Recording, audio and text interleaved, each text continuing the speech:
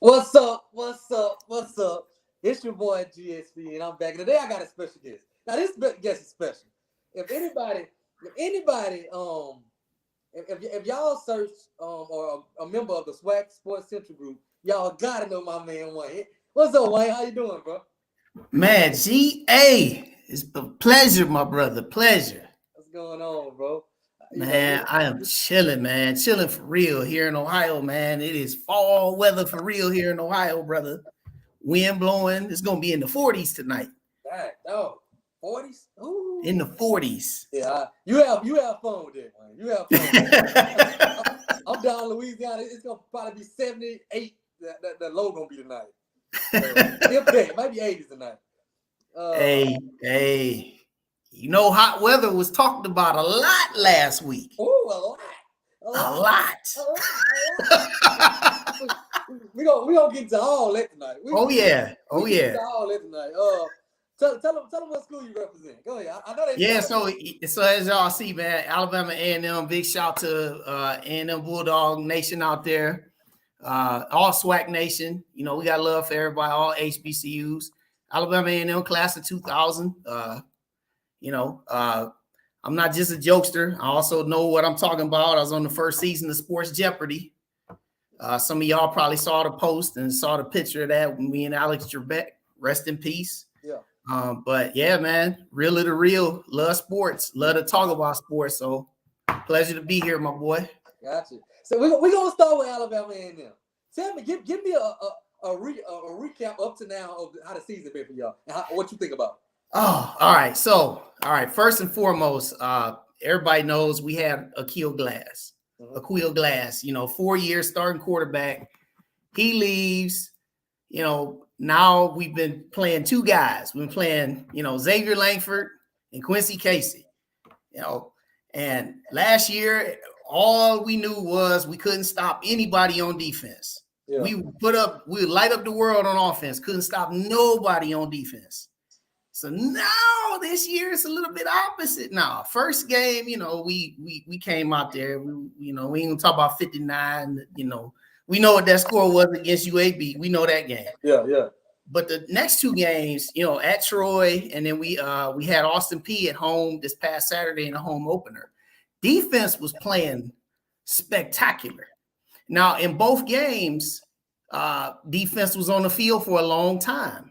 Because our offense just is not generating what we needed to be. We've only scored 20 points in 3 games combined. So when you're only scoring 20 points and, you're going a lot of 3 and outs and also you're turning the ball over, our defense has been on the field a lot. So as strong as our defense has been, now that we're getting into SWAC play, we're hoping that the offense now begins to find its stride to support the good moves that our defense has done. We broke in, new defensive coordinator this year, and so far so good on that side. But, we're 0-3. We hungry for a victory, man. We'll see what happens this week going down to FAM. Gotcha. What kind of grade do you give Maynor right now? I know some, because I had some Alabama State guys on last night, right? And they were giving Maynor hell. So is the ship still? How is Maynard's status right now? Are A&M still on the ship, or they kind of falling off?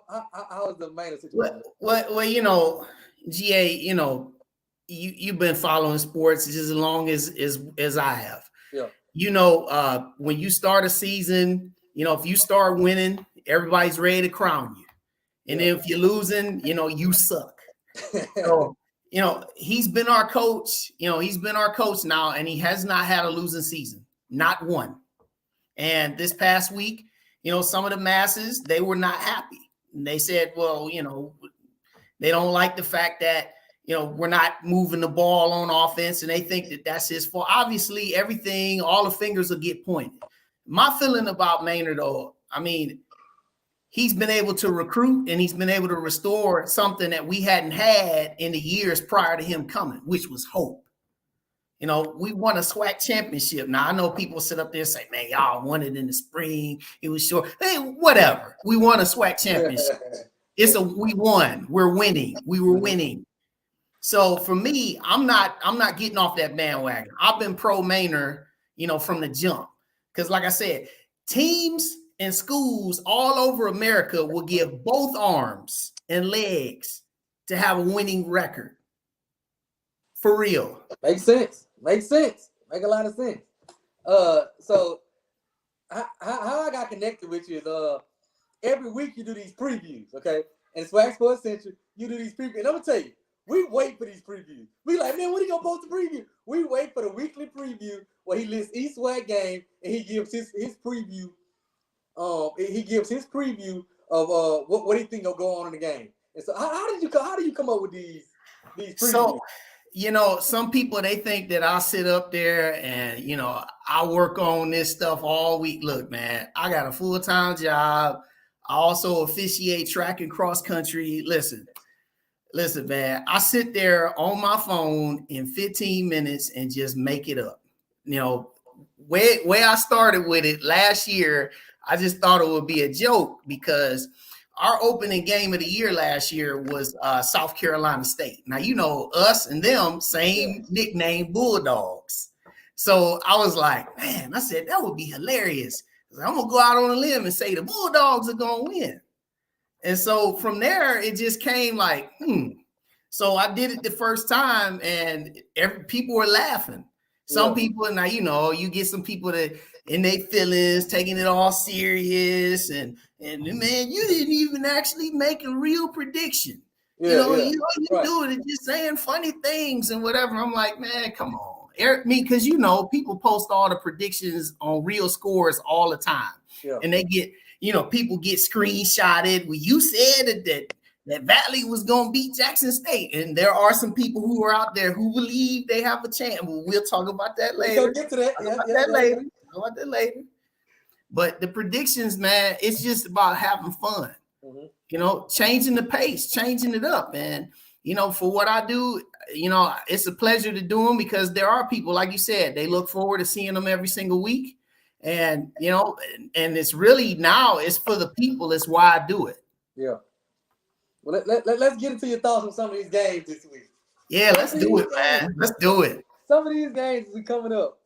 I'm going to start with your game. I think it's my game of the week. Alabama A&M travels to FAMU. Yes, sir. My game of the week, I got Alabama A&M traveling to FAMU. What you think about that game? All right, so first off, FAM coming off a bye. They've come out the gates not the way that they would have expected to go. And as you know, they've had their share of issues with, eligibility problems. It's been well documented in the media. And, they got punched in the mouth multiple times when they, we know Jackson State took them to the woodshed. And then they followed that up by, they absolutely struggled on offense against Albany State. Yeah. That was a shock. I wasn't looking at that. Yeah. When you saw that on paper, you were thinking, okay, this is their home opener. They should just, roll these boys, but they didn't. And so, they went into the bye week, doing some soul searching. And so, I was reading this week that, Coach Simmons, they went back to doing 6 a.m. practices, and they said that the guys have been responding well to that. And so they think that they've got some goodwill going. Now, for us, as I said before, defensively, we've been playing very well. It's a strong suit. Ironically, in the matchup last year when they came to Huntsville, defense is what let us down. Bishop Bonner had that 80-yard touchdown untouched in the fourth quarter. So that left a real sour taste in our mouths last year, losing at home to them. So in this game, I do see it to be I see it low scoring. And what I mean by low scoring, I'm thinking like a 21-17 kind of game. Okay. Because both teams, defensively, they're pretty solid. That's been the strength of their team so far. Offense, it's just kind of like, I know Musa, when he came out against North Carolina, he was throwing the ball all around the yard. But also, though, that was the first game. And then we saw when he came out against Jackson and also when he came out against Albany State, he kind of fell back to earth.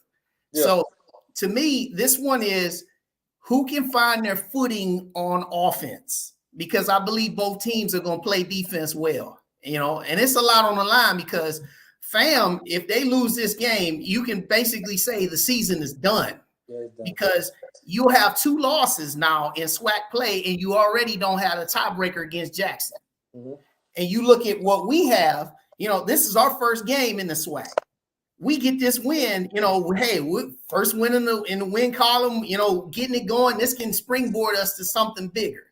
So, you know, there's a ton on the line. Like you said, this is the game of the week. It's a lot on the line here. And I think that Bragg Stadium gonna be tough. One thing about FAMU, that Bragg Stadium gonna be rocking. It's gonna be crazy. They're gonna be fighting the clock because they don't want to lose. They don't want to lose it. So I think it's gonna be a big game for both teams. Huge game for both teams. And they know the stakes. They already know. With one loss in the SWAC, you know, one loss in the SWAC, they already know.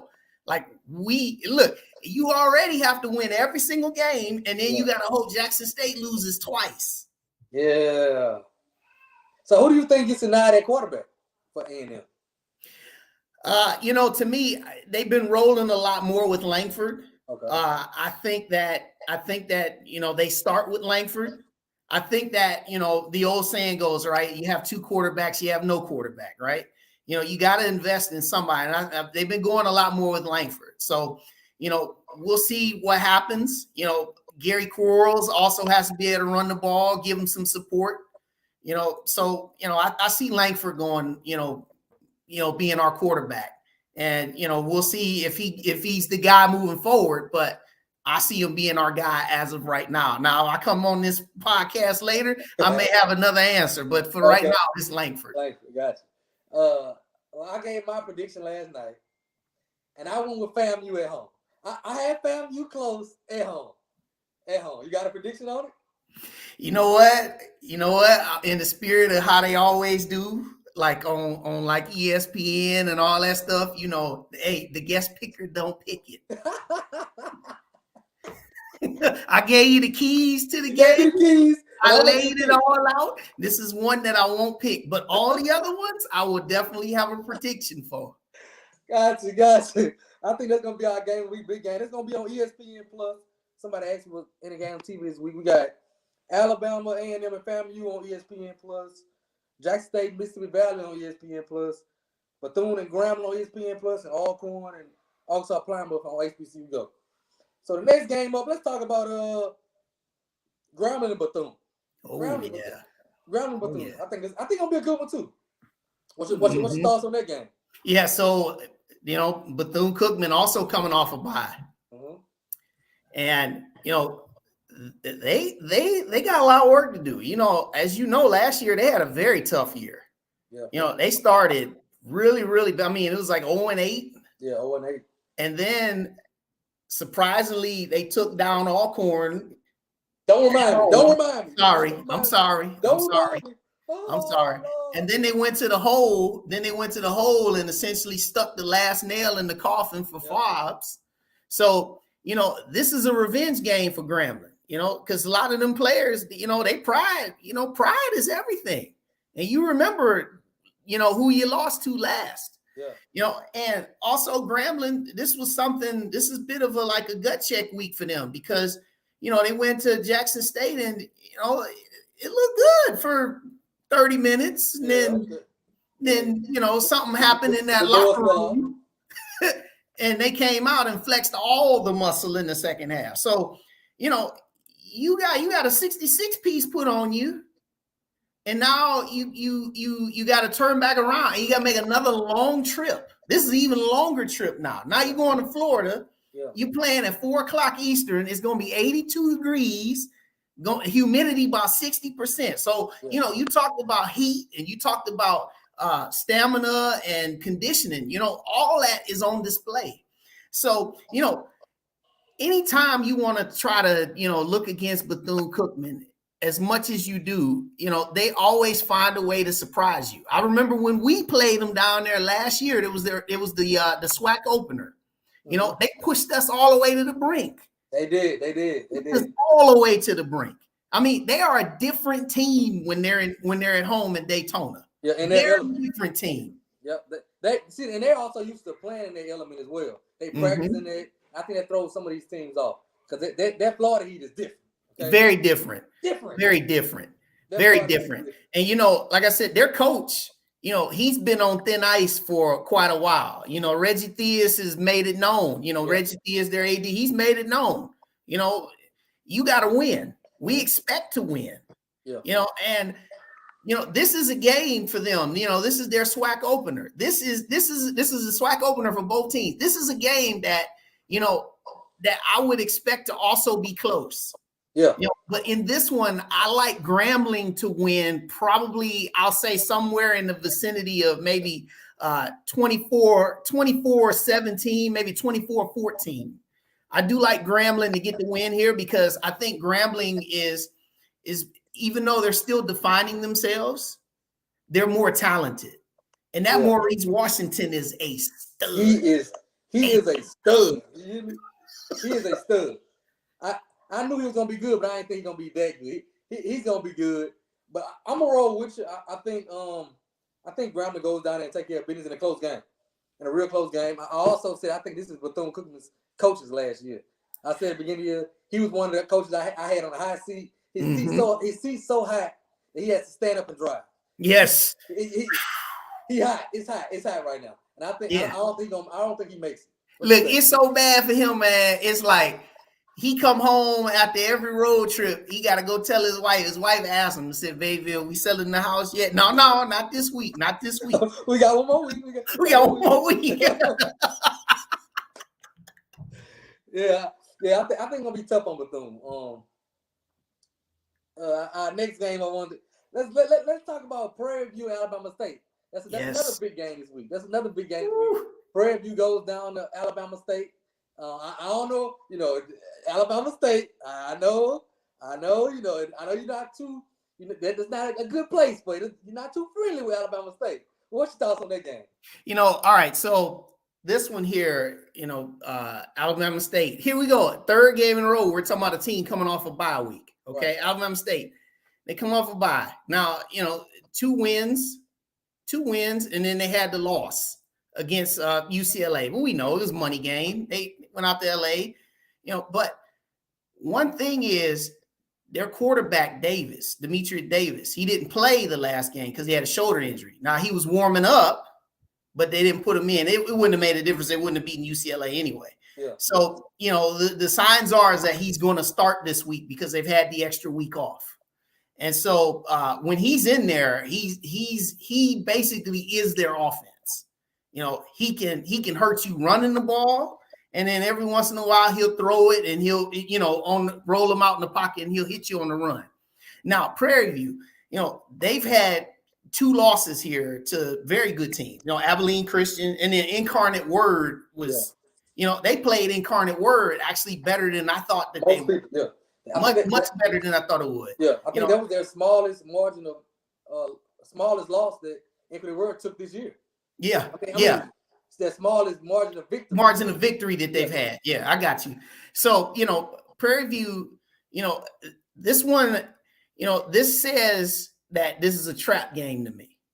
Okay. You know, and what I mean by that is that they know that it's going to be real tight in the West. You know, it's going to come down to them, Alcorn, and then, you know, Grambling has an outside shot. You know, this says trap game. You know, going into Montgomery. Yeah. You know, because all the signs point that Prairie View is the more experienced team, even though, you know, they're still breaking in new quarterback. It says that they're more experienced team. It says that they're the more physical team, you know, and it says that they might be the most talented team. Yeah. You know, so again, keeping with the theme here, this is going to be I like this would be the closest game of the week. I think I'm going to take Prairie View by a field goal. Ooh. I'm going to say Prairie View 24-21. I actually went the opposite. I went Bama State by a field goal only because Bama State was at home. That's the only. I think it's gonna be real close. This is so close. I think it'll be real close. It's gonna so come down close. To a mistake, a turnover late. That's what I'm looking for. With PB, I just don't. I don't trust their quarterback situation yet. Like last week, they completed like 5 passes. Mm-hmm. I think they were pretty good on the ground, but then the starting quarterback didn't play last week. So their quarterback position is up in the air. So I think I'm gonna go with Bama State, since I kind of know what they're gonna have at quarterback. Now I think PB defense is tough, but I'm still going Bama State at home. But the thing you got to think about though here, G, is Davis hasn't played now in essentially what equates to 3 weeks of action. So it's just it's kind of I know how talented he is because we saw it. He showed out against Howard. He was the reason why they beat Howard. Yeah, him by himself. Yeah, by himself. And it's just one of those things where it's just that little factor makes me feel and believe that Prairie View's gonna get this one. And also because Prairie View knows that they got big fish up this road. State Fair Classics coming, and then also they got the game in November against you guys. They know it. Yeah. Next up, let's get to UTSA and Texas Southern. You think Texas Southern has a? No, man, no. And I've seen UTSA play twice now. I saw them play week 1 when they went to, I think it was triple overtime against Houston. Yeah. They're not as good as they were last year. As everybody know, they started 10-0 last year. They're not as good as they were. They quarterback left, but this is a home game. It's funny when I made my predictions. I said, they're going to get $300,000. They're still riding high. Texas Southern riding high from last week, shutting out Southern. They like, look, we don't care. We got 24-0. We don't care. We gonna shine like you money. We got 24. We gonna go down to the Riverwalk. We good. Give us our $300K. Let's just make sure that we get out alive with no major damage, no injuries, and everything. We can get right back into the SWAC. This week, UTSA by at least 3 touchdowns. At least 3 touchdowns. I'm with you. I just don't think Texas Southern. I wish we could go down there and do something, but I just don't see it. I'm with you by at least 3 touchdowns. I hope Andrew Body goes down there and shows what he can do and has a good showing. I think he will, but I just don't think they'll be able to hold up. Maybe a quarter, they may be able to stick around a little while, but I think it'll get ugly. So get the check and get out of there healthy. Get out of there. Just get out of there. Look, you riding high. Look, they went to class all week. Everybody tapping them on the shoulder, telling them how good you are. That was their first shutout against Southern since 1971, bro. Wow. That's big time. Yeah, it is. Next game up, let's talk about. We're gonna go to Alcorn and Prairie View. All right. Alcorn, what you think? What you think? What's your thoughts on it? So Alcorn and Pine Bluff. Okay, Pine Bluff. Pine Bluff. I said Prairie View. Yeah, you already thinking about your competition. Okay, so you guys, Alcorn, you guys have become a running giant, man, running the ball. Yeah. Like I said, 240 last week against McNeese. And then against Stephen F. Austin, who was ranked 10th in the country when coming into your house, you guys put up 290 rushing yards against them. So you guys are running the ball, and something that UAPB doesn't do well. We'll throw out that game against North American. We'll throw that. That's a high school. NAIA. We'll throw that on out. Yeah. But week 1, they on their home field against Lane College. Struggle. I mean 48-42 against Lane College. 42 points on the defense. 42. And you're lucky that Oklahoma State felt like playing the scout team early. Otherwise, instead of 63-7 last week, it'd have been 163-7. Let's just keep it real. So, you look at it right now, it's like, hey, you guys are struggling on defense, Pine Bluff. You're struggling. And now you're going to play a team that's rushing the ball for over 250 yards a game on average. And guess what happens? You suck up to stop that run. we hit you right over the top and play action. Over the top. So with all that said, I got Alcorn in a rout. I'm looking at this being like 38-7. 38-7. I like it. I got 38-3. I got 38-3. A key thing to look for in this game is we hired a new defensive coordinator, and he comes from UAPB. He was the coach that brought UAPB back. They kind of started building them back up. Well, he's our defense coordinator now, and their DC last year, and the rest of the defense staff is now on our defense staff as D-line coach, the safety coach. Yeah, they're all on our staff now, so we kind of know them a little bit. So I got it being a blowout. I hope it's a blowout, but it could be a trap game for us as well. So I hope we go in and just lock in and do what we have to do. Look, man, just take care of business early. Make sure you can get some guys, a few rest in the second half. Get you some guys that might be second, third string. Get them some time because you guys got bigger games coming up ahead. Take care of business. Get on out of there. Get on to the next. We got some comments from my Alabama State guys. I just saw it. He said, "I don't approve of any fans giving advice." Too bad. What you gonna do?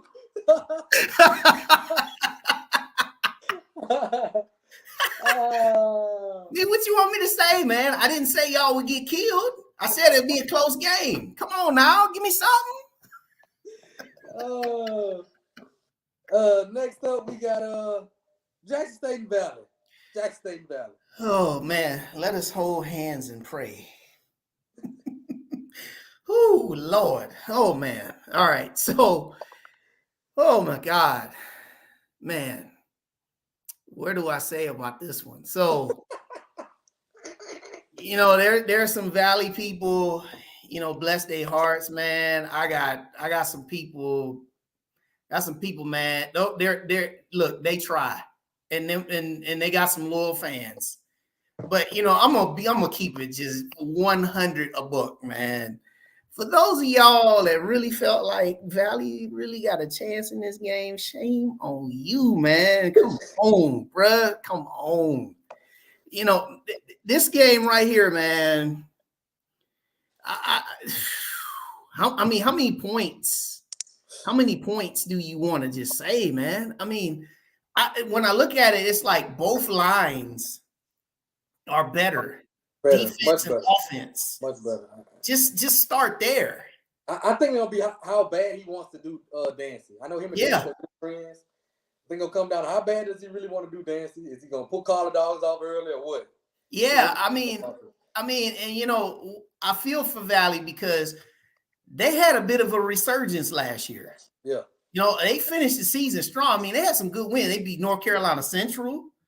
They had some good wins. Yeah.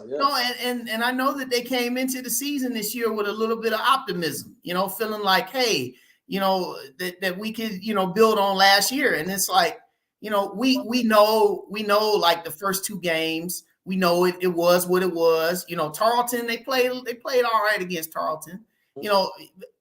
Austin P called the dogs off on them in the second half.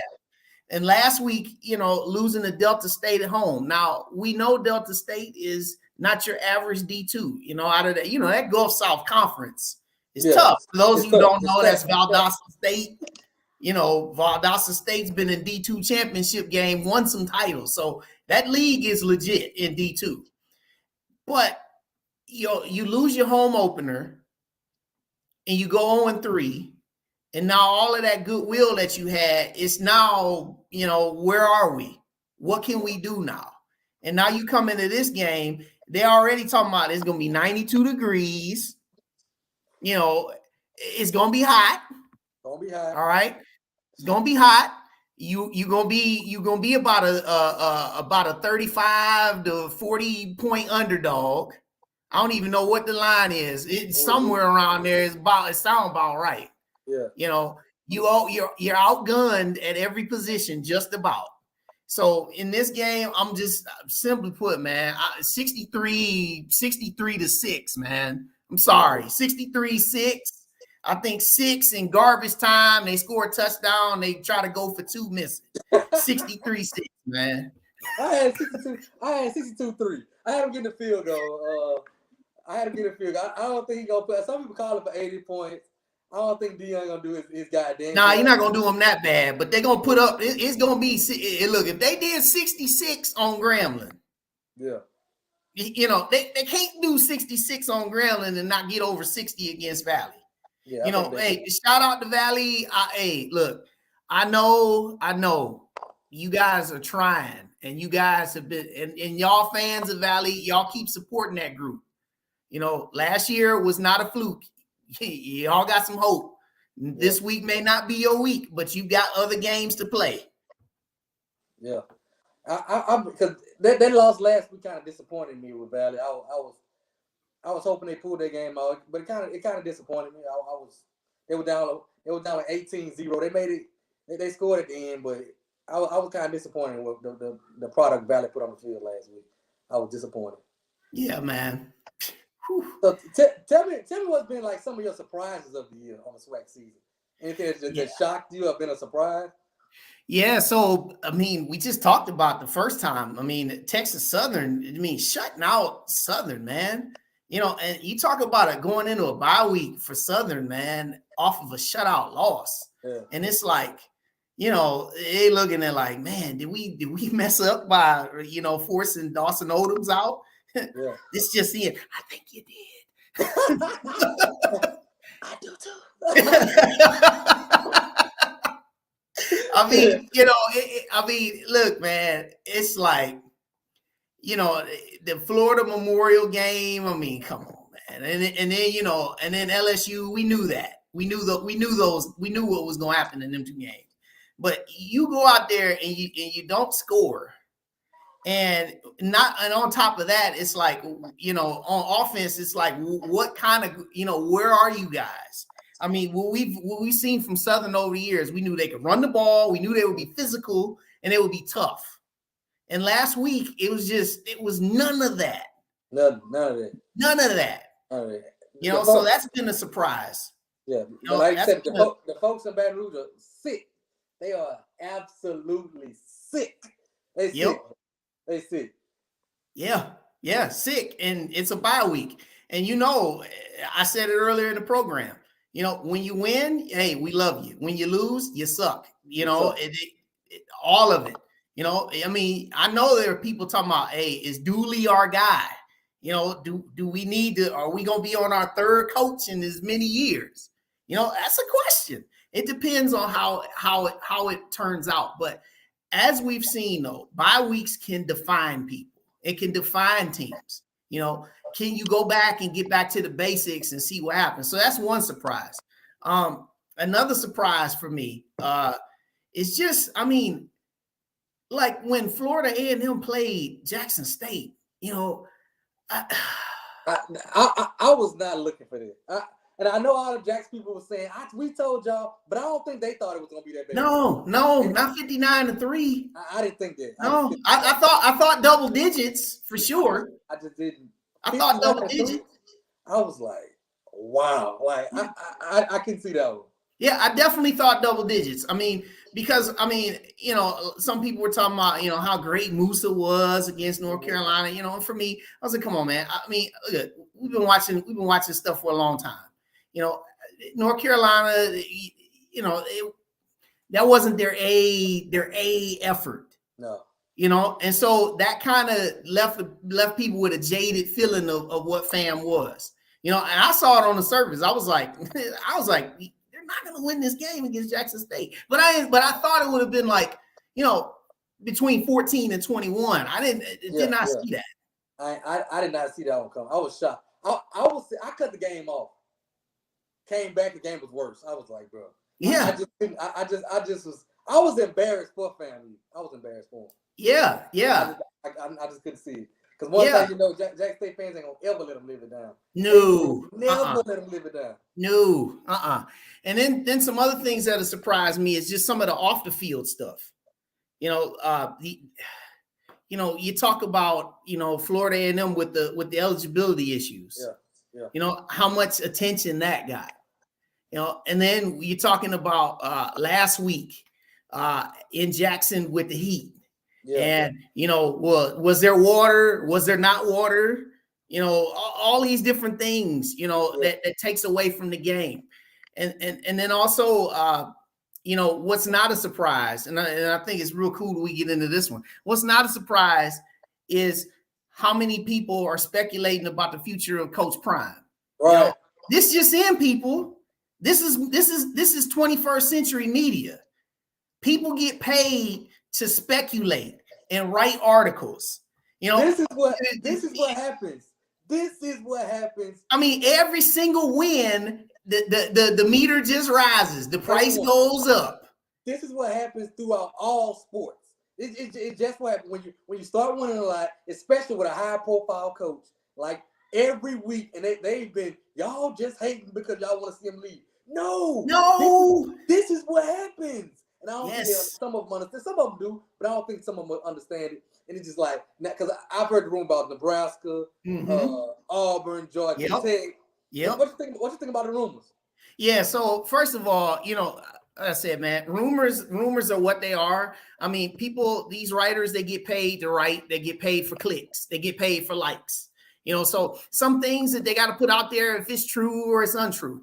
For me, I look at it, first of all, when they said Auburn, I was like, come on, man. Auburn just forced out a black athletic director, okay? They just forced him out, all right? So, and the way Auburn is, they love control. I mean, they love control. They control the narrative on everything, all right? From the boosters all the way down to the president is who you hire, who you play, who you put on staff. They control all that. So let's make that plain. So Auburn knew. I laughed at that.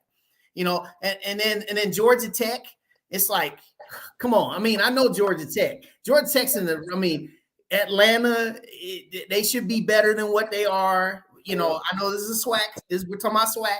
But Atlanta, it sounds good. He was drafted there. Stop it. So for me, it's just, it is what it is. The narrative is what it's going to be. I mean, if he stays at Jackson past this year, okay, next year it's still going to be the same stories. Every year.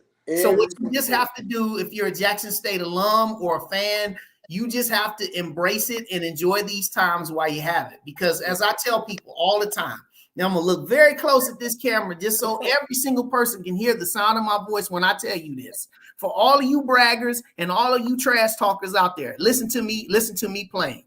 Every team has an era, okay? You have a period of time when you can dominate, all right? Now I'm going to lower my voice now and make it very plain this way. You have an era and a period of time when you can dominate. And when you get your time, you have to capitalize on it. Because when that era goes, you have to pray for your next one. Yeah. Every time somebody leaves, I hate whoever will take over for Coach Prime when he leaves, because that next person who comes in, you're already doomed. Because people, every time you lose, well, Coach Prime never lost. And every time you say something, well, Coach Prime never would have said that. And it comes from unrealistic thoughts from a fan base. So what you have to do is you have to embrace the fact that you're winning and be thankful for it, because it's not guaranteed. As I said before with my team, for all of the people that say that Coach Maynor shouldn't be our guy, who else are you going to get? That's the good question that people always have to answer, that they can't answer when they want to get rid of a guy. Who are you going to get next for your team? Remember last year when you guys got off to a tough start after you lost the MEAC SWAC Challenge? Fred McNair's lost his fastball. Okay, who else you going to get to come down there? Who's going to get to come along Mississippi? Who's going to come down there and care like he does? You know what I'm saying? And then look how he turned it around. So what people have to do, you have to have faith in your coaches. You got to support your coaches. You got to support your programs. But for Coach Prime, just enjoy it, people. Enjoy the ride. And listen, for all you folks that sit out there and say, well, y'all hating and y'all this and y'all that, listen. If your team is winning and they winning by 50 every single week, why do you care about what we think? The scoreboard does all the talking for you. And here's another thing. And here's another thing, GA. Here's another thing. Talk to him. Here's another thing. Stop boasting and bragging about how many people you got in the stands, y'all. Listen, this is what you're supposed to do when you're winning. You're supposed to pack your stands when you're winning, okay? That's almost like the equivalent of a husband who takes the trash out. You think he get extra credit from his wife because he took the trash? That's what you're supposed to do. So when y'all get up here and y'all start talking about, well, we drew 53,000 people and we outdrew Mississippi State today. Come on, man. Let's stop this. Let's just enjoy what we got, man, and get back into the love of our sport. Because listen, this is the last thing I'm going to say on this, and then we can change gears. I told people the difference between being successful and significant, okay? Here's the difference between successful and significant. It's a big difference, GA, big difference. Success has a shelf life. It's here today, it's gone tomorrow, okay? You can have 10 successful years. You have one losing one, it's all over with. Here's what's significant. Now, I know we give Florida A&M fans grief when they bring up 1978, but I will give it to them because that is significant that they won a national championship. Now, we know that you could be a little bit of braggadocious about it sometimes, but that's neither here nor there. But that's significant. Now, you got to be focused on doing some things that people will always remember. No one's going to remember some of the shenanigans and the foolishness that goes on sometimes. You got to be focused on making things significant. So while you on here getting after us, calling us haters, saying we wished that Coach Prime would go and all that, just sit back and enjoy the ride, man, because the view at the top is lovely. You kick your feet up, your heels, everything. Feels good. Feels good. Hey, you talking to him, bro. You preaching. I love it. Since I got y'all, I like to ask. You know, last night I had the Alabama State guys on, and I asked them about what they thought about the Alabama A&M program. So I want to ask you, what do you think about the Alabama State program, the hire that they made, just the overall outlook of that program? What do you think they had? Yeah, so you know, listen, shout out to some of these people, man. I just gotta say, you know, I know they know me. I joked about how he was a real estate broker. I know. Everybody joked about it though. But real talk though, you know, Coach Robinson, he did play in the NFL, you know, and so far, you know, it appears that, you know, that he has that locker room. And so far it appears that, you know, what they're trying to build, it's going in the right direction. You know, I mean, 2-1, you know, SWAC opener. We'll see where it goes. Also for them, you know, what they've done as an athletic department, they've invested in their facilities. You know, we've seen the new turf field and we've seen the upgrades that they're making to practice facilities. I mean, they have a full commitment. And that's something that that cannot be understated, because as we all know in our programs, you know, making investments in our facilities can be lacking, you know, and, you know, so I think with their program, I mean, you know, you get behind Demetrius Davis and a couple of guys, you know, I think that they may have something working down there. So, you know, I know that you probably would think that I would be a hater, but, you know, I'm here on this program being a realist and game recognized game. So, yeah. Just talk about the overall rivalry with A&M and Alabama State. And then Max City Classic. Yes, you're gonna get me started about this classic, because I got a couple other things I'm gonna say about this classic, you know. But so just the classic itself, you know, I had the opportunity to attend 3 of them when I was a student. Enjoyed every one of them. You know, we won 2, lost 1. The one we lost, you know, the feeling of that loss, you know, it stuck with you, because you got to have that taste in your mouth for a whole year until you can come back and do it again. You know, now fortunately, we've beaten them 4 years in a row. And, you know, it remains to be seen what happens on October 29th. But one thing that is always great about that rivalry is, and just like many rivalries, you can just throw out the records. Because when they get on the field, I mean, it's all real. You know, the pageantry, the emotions, you know, and what makes it so great too is you've got guys on both rosters that squared off against each other in high school. You know, I mean, you got friends on other rosters. So, you know, there's a lot of emotion that goes into it. Now, my thing that I will say about the Classic, and I'll say this here on this platform, is that my charge is to all of the fans out there, is that I know that people talked about how great it was that all the tailgate spots sold out in 3 minutes. But one thing that we got to remember is the reason why we are all there is because of what is taking place on the field. And oftentimes, man, and many people have seen this, after halftime, you look at the crowd, it's just, wow, man. I mean, you see the loyalists, the diehards that are there that want to be there, want to see the football. But the people who show up, you know, the tailgating and just party, all the partying is great.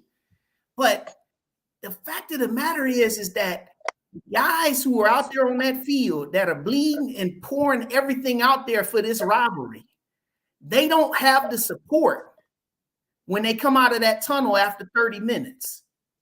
And it all sounds great. People always like to say, oh, you know, it's one of the highest attended HBCU classics in the nation and all that. Yeah, but there's more people that are outside the stadium than there are inside the stadium. And you're missing the opportunity to be part of this thing. I mean, one thing that you won't see, man, and I know this, and I know people always get on me when I say this too. The one neutral site game that exists in PWIs that is a big deal is when they play that cocktail party down there in Jacksonville.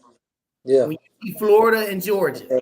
Yeah. Now, Florida and Georgia, they don't need that game in Jacksonville. Both of them teams can make plenty of money in their own backyards.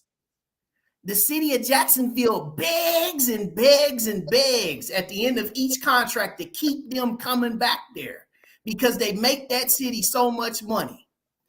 We got to be at the point where we can make the city of Birmingham beg and beg and beg. Please don't leave us. Yeah. Because we're playing in a stadium that's 92 years old, man. 92 years old. And playing a contract that's at their price. Like we like to say, yesterday's price ain't today's price. So let me ask you this. What you think about moving that game to the new stadium in Birmingham? Yeah, man. So, you know, we talked about tailgating. Everybody always say, oh, you know, there's no place to tailgate. You know, there's no space for it. You know, there's not enough seats. It only seats like, you know, about 50,000 people. Listen, it would be in a very nice, intimate, new setting. And as I always say, sometimes old traditions do have to die. Or if they don't die, they have to be reformed, revised, renovated. It's like, you know, we got the foundation. We won't tear up the foundation, but we have to continue to evolve. So for me, I mean, the game is Birmingham. It's got to stay in Birmingham. But I would love to see it go to the new stadium because it just is. It'd be a different vibe. It'd be a change. Now I know I'll get a lot of people who would just say like, "Man, I don't agree with this dude." Whatever. That's all right. This is my opinion. Right. You don't like it? All right, fine. But this is my opinion, and I'm sticking with it. And I felt like this even when I was a college student. Right. I'm with you. I think sometimes it takes sometimes some things need some revamping when it comes to some of these classics. Yeah, man. Yeah, definitely. I mean, it's always you know, hey, it's always great to get together and party. It's great. It's great to celebrate. But at the same time, let's make good business deals while we're doing it. You know, let's find ways to make our money be money, you know, be more money, you know, because we always talk about, you know, everybody always talk about these payment games.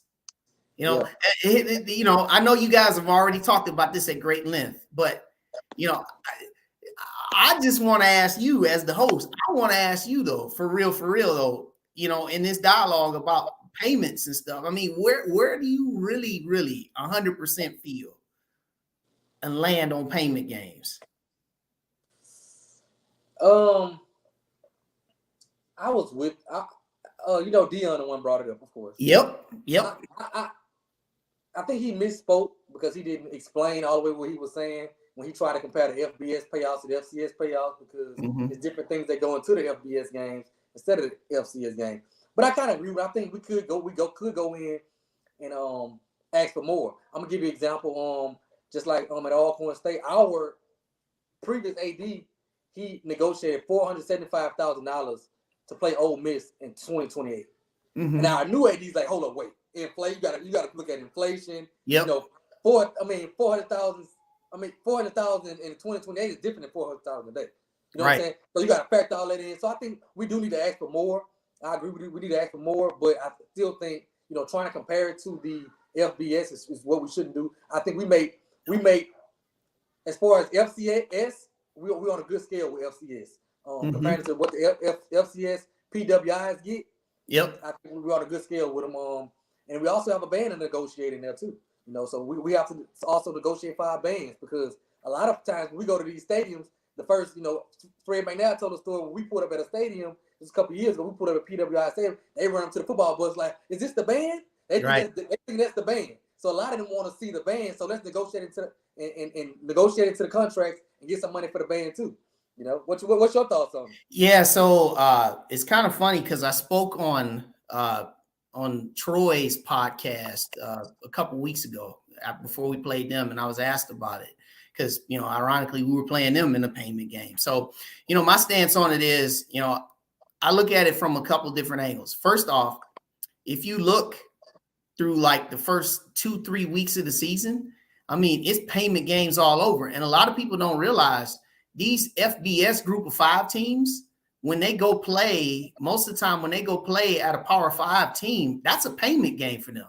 Like Appalachian State got paid $1.5 million to go into College Station and beat Texas A&M. You know, so that's one thing we got to look at it in that sense. Also, the other sense that we have to look at it too is look at the experience that you get out of it. You know, how many guys could say that, hey, I went to go play at Auburn, or I went to go play at Vaught Hemingway in Ole Miss? You know what I'm saying? Like these different places that you probably always wanted to be recruited, but you never were recruited, never had the opportunity. So you got a chance to play there. That's a story you can tell once you get, you know, tell your grandkids you played there. So that's another thing.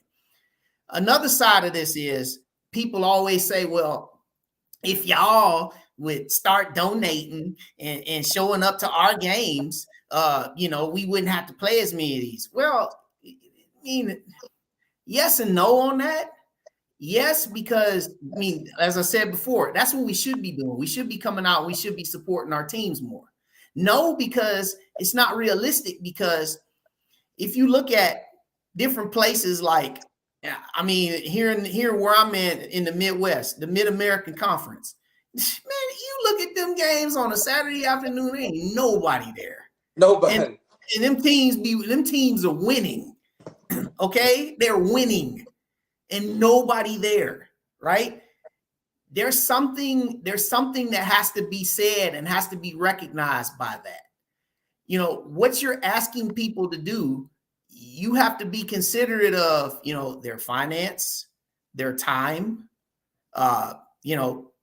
But one thing that I will say, ultimately, when it comes down to payment games, I think that you got to do what you got to do. Now, do I think that it can be excessive? Yeah, it could be. I mean, especially when you see teams that are playing 3 non-conference games and all 3 of them are payment games, then, you know, maybe we need to look at that a little bit, because you're putting guys out there and they're going up against some players that are more physical and more stronger. But also, I will also say this too. When it comes down to money games, we have to look at things and we have to see it on face value, is that it's an opportunity for us to market ourselves. Now, I know you'll probably say, well, how can we market ourselves when we getting beat half to sleep? I get it. But you have to look at it as all advertisement and opportunities that you can get. You got to take advantage of that. There's a lot of people who don't even know what Alcorn State is, what Alabama A&M is. People look at this, I can have this shirt or I can have a hat on. They'll see the Alabama. And they'll, oh, you went to Alabama? No, A&M. Yeah. Oh, is that Texas A&M? No, Alabama A&M. So it's these different things that, we all can do better from the support wise. We can do better from attendance wise. But one thing that we got to do is we just have to be able to be behind all the business that we're doing, whether we agree or we don't agree, because on the stuff that you don't agree, that's an opportunity for improvement. And I think we should ask more questions too. Yeah. I think sometimes we just accept whatever they, so now I've turned to a question to ask them. I ask questions. Well, every time I get a chance, I'm asking my AD, look, what's this? How much you can for this? And I think that's what we all need to do. Ask questions, even ask for how we can help. Yeah. I mean, and then, and the other side of it is people don't understand, like, how much does it really cost to run an athletic department? Yeah. How much does it really come? I mean, think about it. Just think about just a football game day. Okay. You gotta have the stadium open. You gotta have supplies, right? I'm talking about field supplies. Okay. Yeah. Then you got concessions. Okay. Then you have people, if you have ushers, or somebody that's working security, everybody got security, you got to pay for that, and then also, you're running a lot of extra utilities, and then also you think about, you got teams that travel, you got uniforms, you got sports medicine. It's a lot that goes into this, and a lot of our programs are operating at losses. And so if they can't get the monies from certain things, such as, in-house revenue. And I made this point plain when I talked to the Troy podcast. I said, theoretically, there's really only like 20 programs, athletic departments in this country that operates at a profit. Like the Ohio States, the Texas, Alabamas, those places. And how do they do it? They got tons of alumni that generate. They got tons of people that come on campus on game day Saturdays. They got sponsorships up the wazoo. And also these conferences, they have big payouts. Just before the pandemic, the Big Ten paid out everybody. Yeah. Okay. Everybody. They had a $283 million profit that they split 14 ways amongst their conference members. Okay. So that's money that people use and they put into their infrastructure. Now you take that down to us here on the SWAC level. Okay. Like, we're not getting that kind of money. We're not getting that kind of revenue. And to think that people say, well, we should be getting our own television contracts. Well, it's not that simple, man.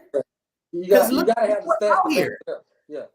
Yeah, look what's out here. Look at all of the deals that are out here. There's only, and also you got to look at it like, when they invest in you, what are you giving them back? And if you're looking at, you're going to show a game on a Thursday night, we got some Thursday nights, and you seeing 2,000 people in the stands, who's going to get behind that, right? So these are things that we have to ask ourselves when we talk about like these payment games and this money, because it takes a lot to run this stuff. Now, I know that there are people who are a much higher pay grade than you and I. But one thing that I did over the pandemic, I spent a lot of time looking at economics in sports and looking at the way these things shift and the way these things move. And people, I would implore people who are watching this, really, really get down into the nitty gritty about how these things work. Because a lot of these comments that people make on these pages, man, they're uninformed. You got to do your study. Man, a lot. Sometimes I read comments. I don't respond to them, bro. I think they were saying, I think misinformation is a pandemic within itself, bro. Yeah. Misinformation, bro. It's bad because I think sometimes the most outrageous misinformation, that's what travels the farthest. Yeah. Sometimes, you know what I'm saying? Absolutely, man. But it's a process.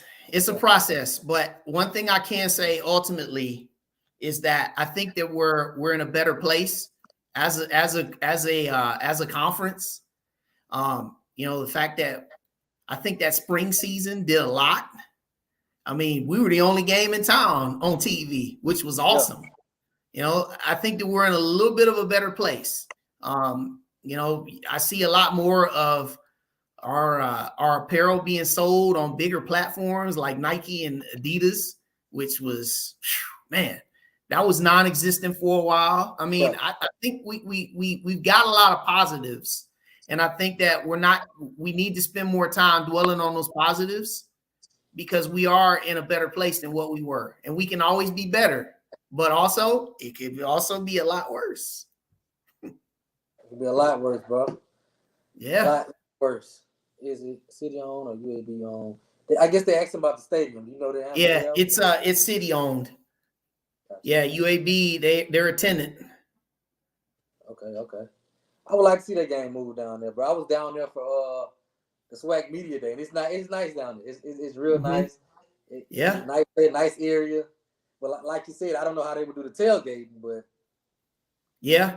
I mean, Birmingham's a nice city. I was just down there in February. I officiated the SWAC Indoor Championship down there at the Crossplex. And, I drove around the city. It had been the first time I've been back down there in, over 15 years. And, their downtown area is really, really nice. They've done a lot, so. Gotcha. Well, I don't want to hold you all night, man. Again, this is my guy, Wayne. For y'all that don't know, he does the weekly preview to the games, and they funny as hell, always entertaining. Check them out on Swag Sports Central. Wayne Cartwright on Facebook, man. Any last words before we get out of here, my man? Yeah, man. Hey, SWAC Nation, man, definitely love everybody. I love talking to everybody every week. I love all of the comments that I get. Gee, this was great, man. Look, 100%, this will not be the last time I join you, man. I love this. Talking football, talking shop, talking this is awesome, man. I love what you guys are doing with this podcast, and it's just been my pleasure to be able to join, man. So thank you. Respect. Well, I appreciate it, bro. Until next time, bro. Yes, sir.